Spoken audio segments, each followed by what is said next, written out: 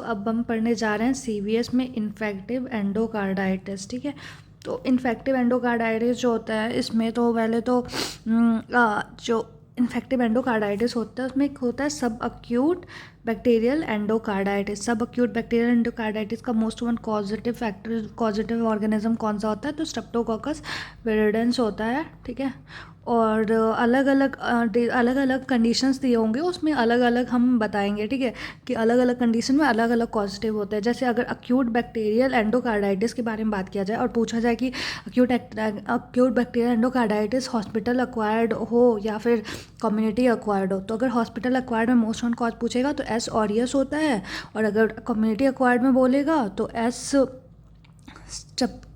Streptococcus होता है, बस स्ट्रेप्टोकोकस है। ठीक है, उसके बाद ये हो गया अक्यूट बैक्टीरियल एंडोकार्डाइटिस में। फिर होता है तुम्हारा प्रोस्थेटिक वॉल्व में। ठीक है, अगर जिसमें प्रोस्थेटिक वॉल्व जो है वो प्रोस्थेटिक वॉल्व लगा हुआ है, तो उसमें अगर अर्ली प्रोस्थेटिक है या फिर लेट है, तो अर्ली में याद रखना कि हम स्टैफ और स्टेप्टो में स्टैफ पहले पढ़ते हैं ना, तो स्टैफ एपिडर्मिडाइटिस जो होता है वो होता है अर्ली प्रोस्थेटिक वाले में, और लेट प्रोस्थेटिक वाले में स्ट्रेप्टोकोकस विरिडेंस होता है। ठीक है, उसके बाद स्टैफ के बाद हम स्ट्रेप्टोकोकस पढ़ते हैं, और देखो दोनों में डॉट आ रहा है, तो इससे भी अपने को याद रहेगा कि एपिडर्मिडाइटिस और एक में विरिडेंस। ठीक है, तो ये हो गया तुम्हारा प्रोस्थेटिक वॉल्व वाले में। ठीक है, फिर आते हैं अगर आईवी ड्रग अब्यूज़र दिया हुआ है। ठीक है, तो आईवी ड्रग अब्यूज़र दिया हो या फिर बोले कि राइट साइड का एंडोकार्डाइटिस है, तो उसमें क्या होगा, तो उसमें एस ऑरियस ही होगा, जो मतलब मोस्ट कॉमन जो साबस तुम्हारा जो मोस्ट कॉमन हॉस्पिटल एक्वायर्ड वाले में भी हम पढ़े थे वही वाला होता है, साबे। ठीक है, साबे जो होता है मोस्ट कॉमन होता है। लेफ्ट साइड अगर एंडोकार्डाइटिस बोलेगा, लेफ्ट साइड का एंडोकार्डाइटिस अगर है, तो ये अगर वो जनरली तुम्हारा पेटेंट फोरामेन ओवेल में होता है। ठीक है, तो इसमें ऑर्गेनिज्म जो होता है एस ऑरियस हो सकता है या फिर एंटेरोकोकस हो सकता है। ठीक है, तो ये हो सकते हैं। अब आता है माइट्रल वॉल्व जो होता है वो कॉमनली इन्वॉल्व होता है इन इन्फेक्टिव एंडोकार्डाइटिस। ठीक है, तो मेनली हम लोगों को बताया था कि माइट्रल वॉल्व जो होता है वो तुम्हारा हाई प्रेशर को वो करता है ना, डील करता है। तुमको ही पता है कि माइट्रल वॉल्व जो होता है वो हार्ट के कौन से साइड में होता है, लेफ्ट साइड में होता है, और लेफ्ट साइड जो होता है वो उसका काम होता है पूरे बॉडी को ब्लड देना, तो ये हमेशा हाई प्रेशर से डील करता है। तो इसलिए माइट्रल वॉल्व जो होता है वो सबसे ज़्यादा इन्वॉल्वमेंट होता है इन्फेक्टिव एंडोकार्डाइटिस में। ठीक है, इसमें तुम्हारा क्या क्या हो सकता है, तो देखो इसमें तुम्हारा डिपेंड करता है कि कंडीशन क्या है।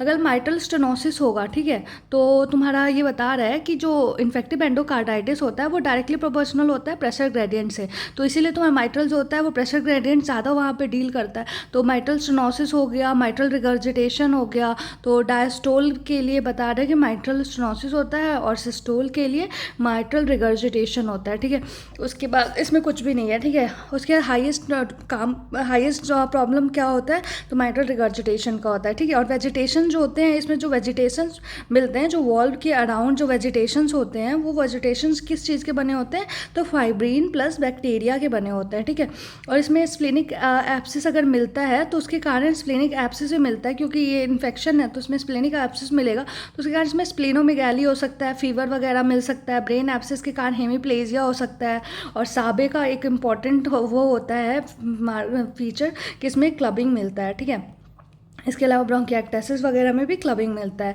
ठीक है, और इसके लिए जो क्राइटेरिया होता है वो डोक्स क्राइटेरिया होता है। ठीक है, अब ये डोक्स क्राइटेरिया से एक और चीज़ याद रखना है कि डोक्स स्टेजिंग भी हम कहीं पढ़े थे, और स्टेजिंग भी कहीं पढ़े थे, और एक पढ़े थे ड्यूक स्कोर। ठीक है, तो स्कोर जो होता था वो स्टेबल एंजाइना के लिए हम लोग ड्यूक स्कोर करते थे। ठीक है, स्टेबल एंजाइना के लिए, और जो तुम्हारा ड्यूक स्टेजिंग जो होता था वो कोलोरेक्टल कैंसर के लिए होता है। ठीक है, और यहाँ पे क्या है, यहाँ पे डोक्स क्राइटेरिया है। ठीक है, उसके बाद आता है तुम्हारा इसमें ड्यूक्स क्राइटेरिया जो होता है उसमें अब इसमें क्या क्या होता है। ठीक है, तो इसमें तुम्हारा एक मिनट, तो तुम्हारा इसमें क्या क्राइटेरिया में, डोक्स क्राइटेरिया में मेजर क्राइटेरियाज होते हैं और माइनर क्राइटेरिया होता है। ठीक है, जैसे वहाँ पे हम लोग जॉन्स क्राइटेरिया पढ़े थे, तो उसमें जॉन से हम बना लिए थे मेजर क्राइटेरिया, और माइनर क्राइटेरिया में हमारा रूमेटिक हार्ट डिजीज़ में क्या क्या था, तो वहाँ पे ESR CRP वगैरह था। ठीक है, वैसे ही यहाँ पे मेजर क्राइटेरिया में अब यहाँ पे क्या क्या होता है, तो पहला तो यहाँ पे इकोकार्डियोग्राफी करोगे तो उसमें तुमको क्या मिलेगा, वेजिटेशंस मिलेंगे।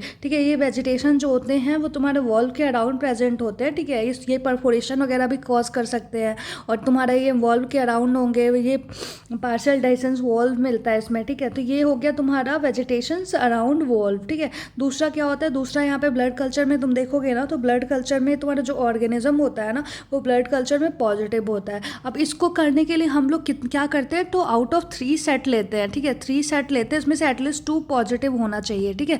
तो ये होता है तो हम ब्लड कल्चर के लिए। अगर 1 पॉजिटिव होगा तो भी हम बोलेंगे कि है इन्फेक्टिव एंडोकार्डाइटिस। किस केस में, अगर कॉक्सिएला बर्नेटी है तो। कॉक्सिएला बर्नेटी अगर पॉजिटिव आ जाता है, जो कि क्यू फीवर कॉज करता है, तो उसमें अगर एक भी पॉजिटिव होगा ना, तो उसको हम लोग मान लेंगे कि ये डायग्नोस्टिक है, ठीक है। उसके बाद अगर माइनर क्राइटेरिया का बात करें, तो माइनर क्राइटेरिया में क्या होता है, उसमें तुम्हारा फीवर जो होता है वो अगर मोर देन 35 डिग्री है सेल्सियस, मतलब पेशेंट को फीवर है, ठीक है। और कुछ इम्यूनोलॉजिकल सिम्टम्स होंगे, जैसे कि रोज स्पॉट होता है, रोज स्पॉट हो गया, जो कि तुम्हारा रेटाइना का फंडस जो होता है वहाँ पे मिलता है, ठीक है। ये क्यों मिलता है, तो आरए फैक्टर्स के कारण मिलता है, ठीक है। और तुम्हारा क्या मिल सकता है इसमें, तो दूसरा मिलता है इसमें ऑस्लर नोड्स, ठीक है। ऑस्लर नोड होता है और जेनेवे लीजन होता है, ठीक है, जेनेवे लीजन। तो ऑस्लर नोड जो होता है ना, ये क्या होता है, ये ना पीट शेप का नोड्यूल होता है, जो कि टिप ऑफ द फिंगर पे प्रेजेंट होता है, टिप ऑफ द फिंगर पे प्रेजेंट होता है, टोज पे मिल सकता है, ठीक है।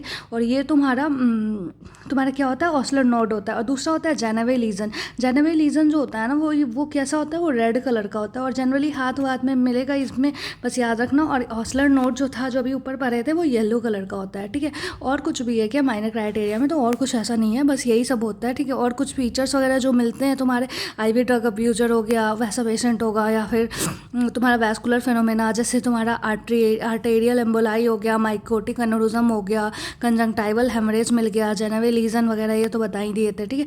तो बस यही होता है और कुछ नहीं है। इसके अलावा ना, ये ना मैलिग्नेंसी भी कभी कभी कॉज कर सकता है, ठीक है।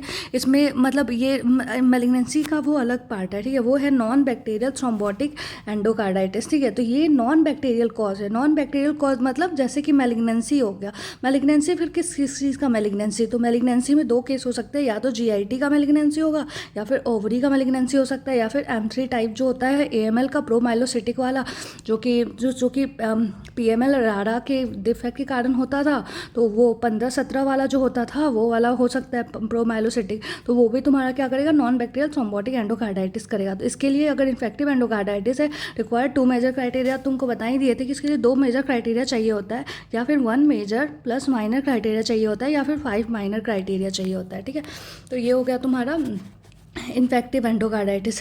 ट्रीटमेंट में क्या करेंगे, तो इन्फेक्टिव एंडोकार्डाइटिस के ट्रीटमेंट के लिए एम्पिसिलिन देते हैं और प्लस जेंटामाइसिन देते हैं, ठीक है। प्लस साथ में मेथिसिलिन या फिर वैंको दे सकते हो, ठीक है। आफ्टर 72 आवर्स कल्चर जो होता है, कल्चर सेंसिटिविटी रिपोर्ट हम देखते हैं, ठीक है। और देखते हैं कि कौन सा के लिए वो पॉजिटिव है, उसके अकॉर्डिंग हम उसका एंटीबायोटिक चला दिया करेंगे, ठीक है। कल्चर नेगेटिव एंडोकार्डाइटिस जो होता है वो क्या होता है, तो वही तुम्हारा जो कि बैक्टीरियल मतलब कल्चर नेगेटिव एंडोकार्डाइटिस जो होता है वो हैसेक ग्रुप के ऑर्गेनिज्म जो होते हैं वो कॉज करते हैं। हैसेक में क्या क्या आता है, तो हीमोफिलस एट्रोफियस आता है, हीमोफिलस एट्रोफियस आता है, एरोफिलस आता है, हेमोफिलस एरोफिल्स आता है, और एग्रीगेटिव बैक्टर आता है, कार्डियोबैक्टीरियम होमिनिस आता है, एकिनेला आता है और किंजेला आता है, ठीक है। ट्रीटमेंट में इसमें क्या देते हैं, तो इसमें हम लोग सेफ्ट्राक्सोन देते हैं, ठीक है। ये किसके लिए, तो ये नॉन कल्चर्ड ऑर्गेनिज्म के लिए। और एक होता है लिम्बेनसेक एंडोकार्डाइटिस, तो इसके नाम में ये LSE से याद रखना, SLE में मिलेगा, ठीक है। और इसमें ना LSE SLE है, तो इसमें पूरा दोनों साइड वॉल का जो दोनों साइड होता है वहाँ पे ये ऑर्गेनिज्म मिलेंगे, ठीक है। तो ये हो गया।